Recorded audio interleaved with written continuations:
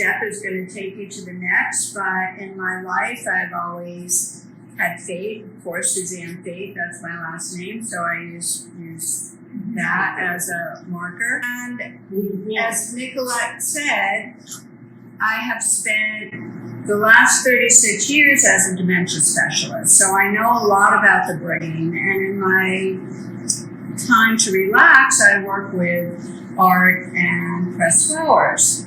Today I'm going to talk about my book, which is Flowering the Mind, and why I created that book.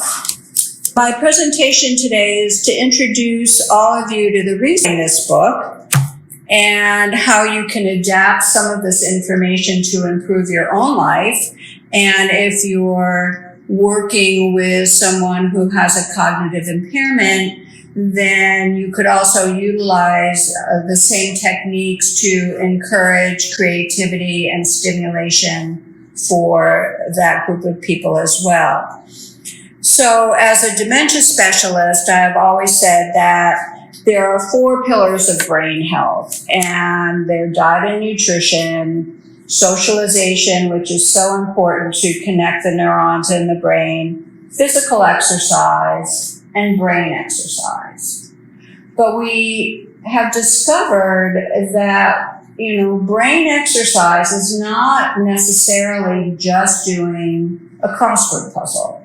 And some people feel or believe that doing a crossword puzzle or Sudoku is enough to stimulate their brain. It will create a new neural pathway, but what you're doing is creating that same neural pathway over and over again. You're not creating newer pathways off of that. And so I'm going to add another pillar, and that's creativity. And I'm going to present to you why creating and the act of creating is so good for the brain. So we are all sensory beings, and we experience the world through our senses. Come in through taste, smell, touch, hearing. We then grab that information, process it in the brain, and that lays down new tracks of information that we will use in the future. So the more multi-sensory an experience is, the more likely we are to remember something. And we know that from music. We know that the research has now confirmed and corroborated that music does stimulate someone's brain. And you may know that yourself, that you hear a song and suddenly you remember all of the lyrics, where you were, maybe what you were eating. Even to this day, smells can elicit that. I smell Old Spice aftershave lotion and totally remember my father, and in the moment that I smelled him wearing it or putting it on, because that's what he wore. Other people have similar experiences, but they're all connected through our senses. So how do we build on that? So by improving brain health, we're also improving our emotional and physical health.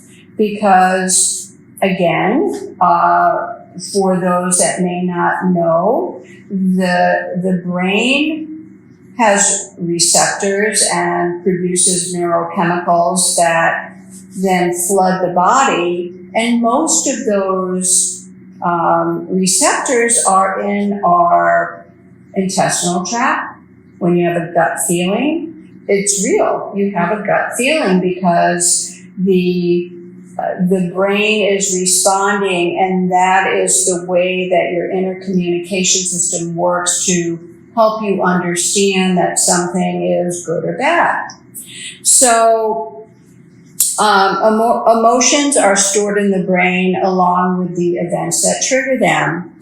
And there was a researcher, a very famous researcher, Candace Pert, who wrote the book Molecules of Emotion, where she initially was doing her research on trying to understand where the opiate receptors were in the brain, and then came to understand that all emotion is actually biochemical. So what we are doing is trying to recreate an emotional experience through the act of creating that will stimulate our physical body and our mental well-being. Okay, so we're moving forward with that. So she says that emotions are actually the bridge that connects the mind to the body.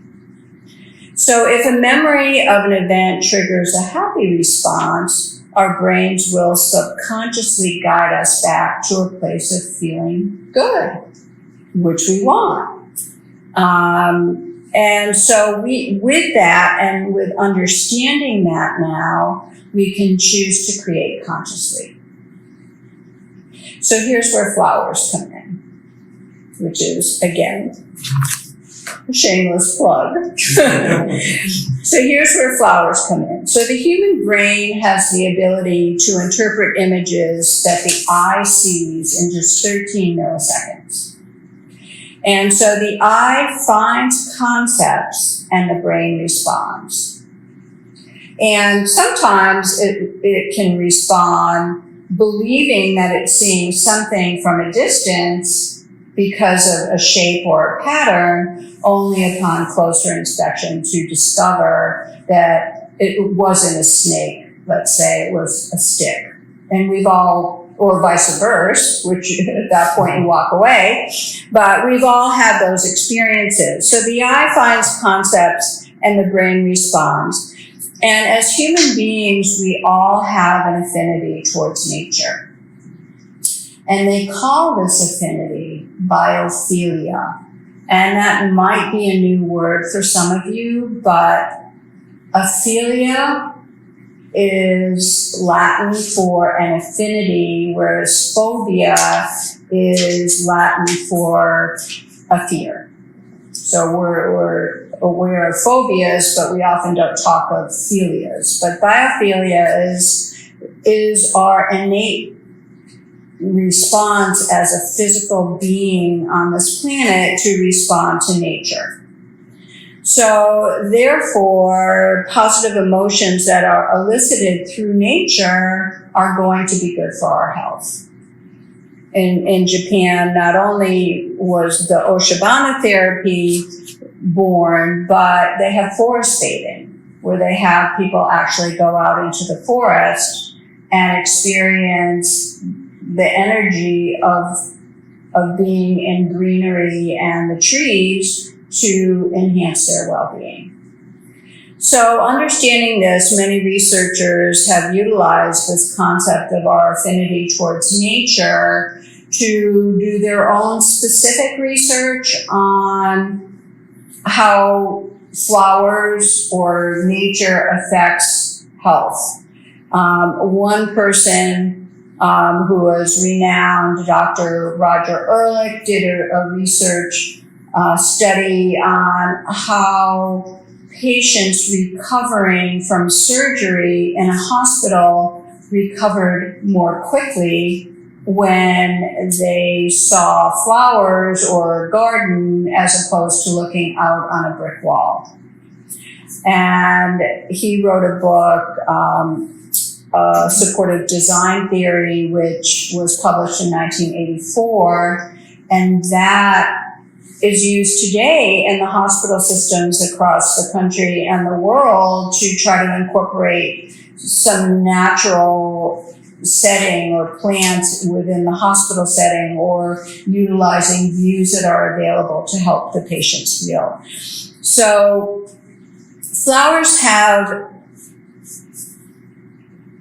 an both immediate and long-term effects. They respond to our emotional reactions to mood, social behavior, and memory. So I know, you want to get into the good stuff about flowers, but you need to understand why it is that flowers work. So another researcher, Dr.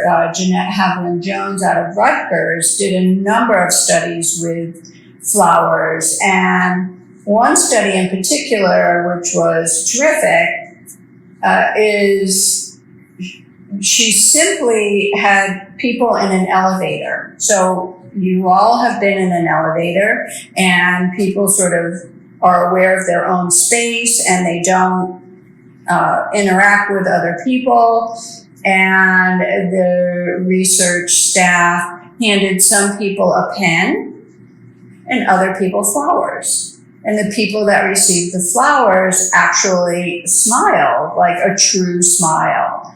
And coupled with that information, she did a study with seniors and flowers. And she found that people that were isolated and depressed, if they received flowers, they too lit up as if they were given just a total reason for living.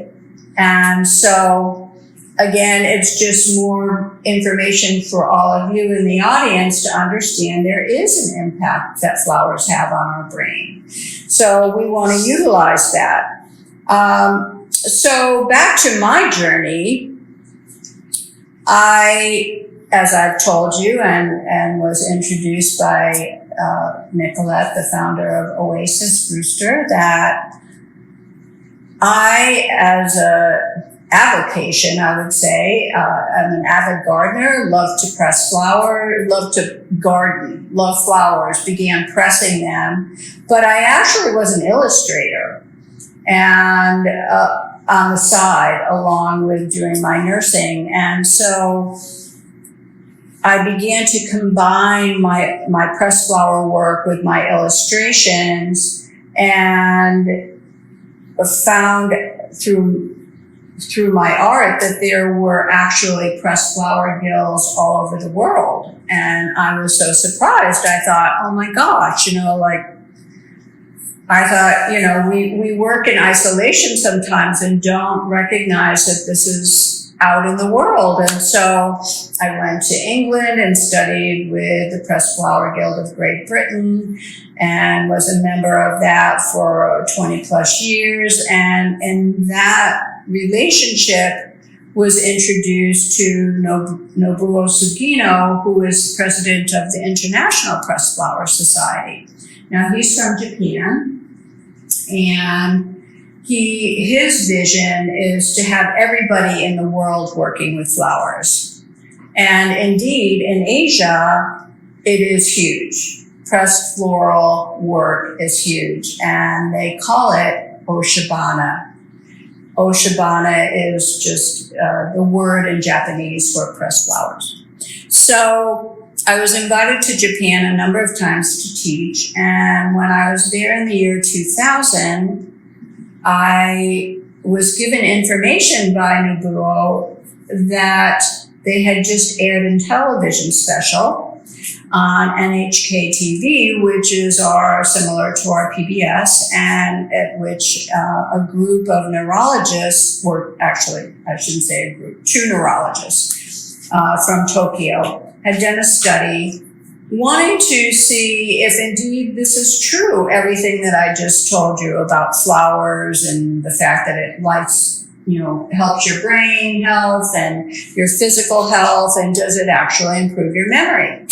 So they did a study, and so flower shapes also have an effect on the brain, and I wanted to bring that into the discussion because just like